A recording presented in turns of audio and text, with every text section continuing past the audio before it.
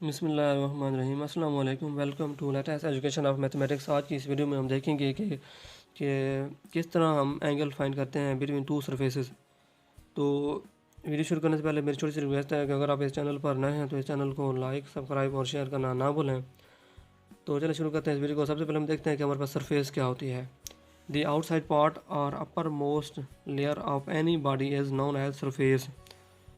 तो हमारे पास क्वेश्चन है वो क्या है कि वो कह रहा है कि find the angle between the surfaces x का स्क्वायर प्लस वाई का स्क्वायर प्लस जेड का square is equal to 9 and z is equal to x का स्क्वायर प्लस वाई का square minus 3 at the point 2 -1 2। वो कहता है कि दो सरफेसेज हमारे पास दी गई हैं, इनके दरमियान एंगल फाइंड करेंगे एट पॉइंट 2 -1 2 पर। तो जैसे कि हम जानते हैं कि बेसिकली जो एंगल होता है between the angle between two the surfaces at point is the angle between normal to the surface at point. Mean जो दो सरफेसेस के दरमियान जो एंगल होता है वो किसके इक्वल होता है? Angle between normal to surfaces. और उसका जो हमारे पास फार्मूला होता है वो क्या होता है कि theta is equal to cos inverse del phi one dot del phi two over del phi one का mod dot del phi two का मॉड। तो बेसिकली हमारे पास जो सरफेस दी गई होते हैं उनका हम ग्रेडियंट फाइंड करते हैं। फिर उन सरफेसेस का ग्रेडियंट फाइंड करने के बाद हम उनका फाइंड करते हैं मॉड फाइंड करने के बाद हम इस फार्मूले में हम वैल्यू पुट कर देंगे। उसके बाद हम क्या फाइंड कर लेंगे? Angle between two surfaces. तो देखते हैं, सपोज कर लेते हैं कि हमारे पास जो फर्स्ट स्केलर वेक्टर फंक्शन है वो क्या है? सरफेस है। वो क्या है? Phi one is equal to x का स्क्वायर प्लस वाई का स्क्वायर प्लस जेड का स्क्वायर माइनस 9। ये देखिए हमारे पास। और जो हमारे पास सेकंड सरफेस है इस सर्कुलर फंक्शन है वो क्या है? Phi two is equal to x का स्क्वायर प्लस वाई का स्क्वायर माइनस 3 माइनस जेड। ठीक है ना। तो एट दैट पॉइंट देन हमारे पास जो normal to the surface result क्या बनेगा एट द पॉइंट? वो क्या बनता है हमारे पास बेसिकली इज है del phi is equal to del phi है। बेसिकली यहाँ पे हमारे पास जो डेल होता है जिसे हम ग्रेडियंट का साइन है जो कि डाइवर्जेंस के साइन के लिए भी यूज़ किया जाता है, जिसे हम नेबला भी बोलते हैं, जो कि किसके इक्वल होता है? Nabla del phi del is equal to किसके इक्वल होता है? पार्शल और पार्शल एक्स आई, पार्शल और पार्शल वाई जे, पार्शल और पार्शल जेड के। तो इस हम स्केलर वैल्यू फंक्शन का यानी कि हमने लिखा कि हमारे पास जो ग्रेडियंट का साइन है वो किसके इक्वल है? Partial partial x i, partial partial y j, partial partial z के। इस हम स्केलर वैल्यू फंक्शन का सबसे पहले हम एक्स के लिहाज से डेरिवेटिव फाइंड करेंगे, फिर वाई के लिहाज से, फिर जेड के लिहाज से। तो देखते हैं हम किस तरह फाइंड करते हैं। तो सबसे पहले हम इसका जब हम एक्स के लिहाज से डेरिवेटिव फाइंड करेंगे तो हम कैसे लिखेंगे? Partial over partial x into x का स्क्वायर प्लस वाई का स्क्वायर प्लस जेड का square minus 9 i plus partial over partial y into x का स्क्वायर प्लस वाई का स्क्वायर प्लस जेड का square minus 9 j, partial over partial z x का square plus y का square plus z का square minus 9 into k. तो हम इस scalar value function का पहले एक्स के लिहाज से डेरिवेटिव फाइंड करते हैं, यहाँ पे वाई के लिहाज से, फिर जेड के लिहाज से। तो जब हम इसका एक्स के लिहाज से डेरिवेटिव फाइंड करते हैं तो क्या रिजल्ट बनता है? एक्स के स्क्वायर के लिहाज से का जो डेरिवेटिव बनेगा वो क्या बनेगा? 2x वाई का स्क्वायर जेड का स्क्वायर माइनस 9 का जो डेरिवेटिव होगा वो क्या हो जाएगा? 0। तो हमारे पास जो एक्स के लिहाज से इसका डेरिवेटिव बनेगा वो क्या बनेगा? 2x आई। वाई के लिहाज से इसका डेरिवेटिव क्या बनेगा? 2y। बाकी जो रिमेनिंग टर्म है उनका जो डेरिवेटिव बनेगा वो क्या हो जाएगा? 0। तो जेड के लिए यहाँ पे जो जेड के लिहाज से डेरिवेटिव बनेगा वो क्या बनेगा? 2z के। जो रिमेनिंग टर्म है वाई स्क्वायर जेड का स्क्वायर माइनस 9 इसका derivative with respect to z क्या हो जाएगा? 0।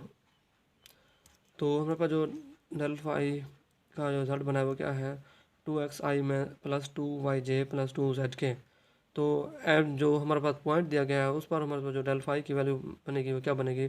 जब हम वैल्यू पुट करते हैं तो आफ्टर सिंप्लीफिकेशन क्या बनती है? 4i minus 2j plus 4k। Basically ये हमारे पास जो यूनिट वेक्टर है इसमें जो हमारे पास जो रिक्वायर्ड रिजल्ट बना है इसमें हम जो पॉइंट की वैल्यू हमारे पास जो दी गई होते हैं उसमें पुट कर देते हैं। तो ये हमारे पास ये एक्स की वैल्यू होती है, ये वाई की वैल्यू होता है, ये जेड की वैल्यू होता है। जब हम इसे पुट करते हैं तो हमारे पास ये रिजल्ट बनता है। तो नाउ हम क्या फाइंड करते हैं? इसकी मैग्नीट्यूड फाइंड करते हैं। मैग्नीट्यूड इसकी क्या बनेगी आफ्टर सिंप्लीफिकेशन? इनके हम मैग्नीट्यूड तो हम जानते हैं कि हम मॉड कैसे लेते हैं। इनके जो वैल्यूज़ होते हैं कोफिशिएंट की वैल्यू को हम क्या लेते हैं? स्क्वायर रूट के नीचे क्या लेते हैं? मॉड लेते हैं। बेसिकली स्क्वायर रूट के नीचे हम उन वैल्यू का स्क्वायर लेते हैं। तो क्या बनता है कि 4 का स्क्वायर माइनस 2 का स्क्वायर प्लस 4 का स्क्वायर इज इक्वल टू 36 का स्क्वायर रूट, जो क्या बनता है रिजल्ट हमारे पास 6। तो अब हम क्या फाइंड करते हैं, जो सेकंड हमारे पास सरफेस है उसका हम डेल फाई 2 का जो मॉड है वो फाइंड करते हैं। सबसे पहले हम डेल फाई 2 फाइंड करते हैं, a normal to the surface x का स्क्वायर प्लस वाई का स्क्वायर। तो अब हम डेल फाई 2 फाइंड करते हैं, तो del phi two is equal to है डेल इंटू एक्स का स्क्वायर प्लस वाई का स्क्वायर -3 -z। हमारे पास हम जानते हैं कि हमारे पास डेल किसके इक्वल होता है, gradient is equal to partial over partial x i plus partial over partial y j plus partial over partial z के डॉट एक्स का स्क्वायर प्लस वाई का स्क्वायर -3 -z। तो पहले हम इसका एक्स के लिहाज से डेरिवेटिव फाइंड करेंगे स्केलर वैल्यूड फंक्शन का, फिर हम इस स्केलर वैल्यूड फंक्शन का वाई के लिहाज से डेरिवेटिव फाइंड करेंगे, फिर हम इस स्केलर वैल्यूड फंक्शन का जेड के लिहाज से डेरिवेटिव फाइंड करेंगे। तो हम इसको लिखते हैं partial over partial x i into x का स्क्वायर वाई का square -3 -z into i plus partial over partial y into x का स्क्वायर प्लस वाई का square -3 -z j plus partial over partial z into x का square plus y का square -3 -z into के।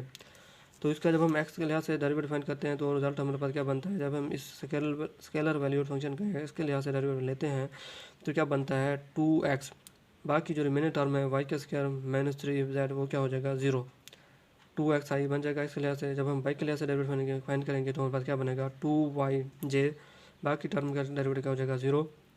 इसी तरह जब हम जेड के लिहाज से डेरिवेटिव फाइंड करते हैं तो क्या बनेगा हमारे पास -1, तो इसके के मल्टीप्लाई क्या हो जाएगा माइनस के, बाकी रिमेनिंग टर्म का डेरिवेटिव क्या हो जाएगा 0। तो अभी इसके लिए हमने क्या देखा कि जो हम डेल फाई का हमने डेरिवेटिव फाइंड किया तो हमारे पास रिजल्ट बना है वो क्या बनेगा 2xi प्लस 2yj -2k। तो अब हम हमारे पास जो पॉइंट की वैल्यू दी गई है वो हम इसमें पुट करते हैं, क्या बनना है हमारे पास जो पॉइंट की वैल्यू थी 2 -1 2 थी, तो हम इसमें पुट करते हैं तो हमारे पास जो वैल्यू बनती है वो क्या बनती है after simplification 4i -2j -k। तो अब हम इसकी क्या फाइंड करते हैं, मैग्नीट्यूड फाइंड करते हैं। डेल फाई 2 का जो मॉड है वो किसके इक्वल है 4 का स्क्वायर प्लस -2 का स्क्वायर प्लस -1 का स्क्वायर। आफ्टर सिंप्लीफिकेशन उसकी वैल्यू क्या आती है 21 का स्क्वायर रूट।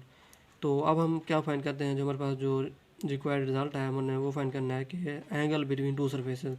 हमने दो सरफेसेस का जो मॉड है वो फाइंड कर लिया है, क्योंकि हम जानते हैं कि एंगल बिटवीन टू सरफेसेस किसके इक्वल होता है, थीटा इज इक्वल होता है cos inverse del phi 1 dot del phi 2 over del phi 1 का mod over dot del phi 2 का मॉड। जैसे कि हम ये भी जानते हैं कि एज वी नो दैट हम जानते हैं कि angle between the two surfaces और angle between two vectors can be calculated by formula a dot b is equal होता है ए का मॉड बी का मॉड कॉस थीटा। सेम इसी तरह हम किसी भी दो सरफेस के दरमियान जो एंगल फाइंड करते हैं वो किस तरह फाइंड करते हैं कि del phi 1 dot del phi 2 is equal होता है डेल फाई 1 का मॉड डेल फाई 2 का मॉड कॉस थीटा। जब हम इसको सिंपलीफाई करते हैं तो इसको हम किस तरह लिख सकते हैं कि cos theta is equal to del phi 1 dot del phi 2 over del phi 1 का मॉड डेल फाई 2 का मॉड। अब हम इसकी वैल्यू फाइंड की हुई है पहले ही, तो अब हम इसमें सिंपली क्या करते हैं, इसमें वैल्यू पुट करते हैं। आफ्टर पुटिंग वैल्यूज अब हम इसमें जब हम वैल्यू पुट करते हैं डेल फाई 1 की डेल फाई 2 की और इसके मॉड की, तो हमारे पास जो सिंप्लीफिकेशन के बाद हमारा रिजल्ट क्या बनता है देखते हैं। तो इसमें हम वैल्यू पुट करते हैं, आफ्टर सिंप्लीफिकेशन हमारे पास जो रिजल्ट बनता है वो क्या बनता है 16 + 4 -4। उसके बाद क्या बनता है, इसकी हम कैलकुलेशन करते हैं। आफ्टर सिंप्लीफिकेशन अब जब आप करेंगे तो हमारे पास क्या बनता है theta is equal to cos inverse.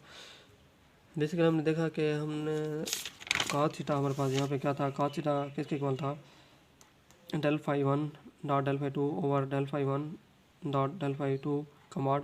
तो हमने क्या फाइंड करना है, थीटा फाइंड करना है, तो कॉस जो है दूसरी साइड पे चला जाएगा तो ये क्या बन जाएगा इनवर्स।